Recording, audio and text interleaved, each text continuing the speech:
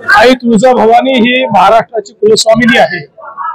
प्रत्यक्ष छत्रपतींना, छत्रपती शिवरायांना आई तुळजाभवानींचा आशीर्वाद होता आणि त्यांनी हिंदवी स्वराज्याची स्थापना केली, रयतेचं राज्य आणलं।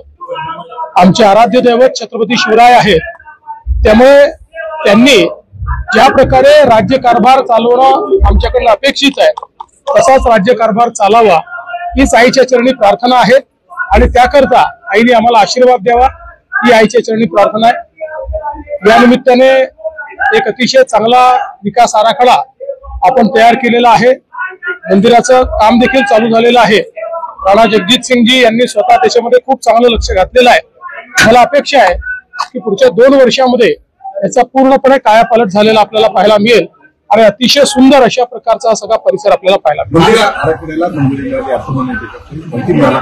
आराखड्याला मंजुरीच आहे, त्यात काही टेक्निकल गोष्टी आता फक्त अंतर्भूत करायच्या, तेवढं झालं की सगळी मंजुरी होणार आहे। पण त्याची वाट न पाहता आम्ही तात्काळ जी महत्वाची काम आहे त्याच्याकरता पैसा रिलीज करतो। सर, एकच प्रश्न, उदयनराजेंनी शिवाजी महाराजांबद्दल जे वक्तव्य वेगवेगळे होत राहतात त्याच्याबद्दल नाराजी केली, सरकारवर नाराजी संभाजी महाराजांनी केलेली आणि त्याच्यात प्रकाश आंबेडकरांनी सुद्धा टीका केलेली आणि स्पष्ट करावाची भूमिका मागणी केलेली। सर, छत्रपती शिवराय हे आमचे आराध्य दैवत आहेत आणि आम्ही छत्रपती शिवरायांचा मान सन्मान स्वाभिमान राहावा याकरता जे लागेल ते करेल।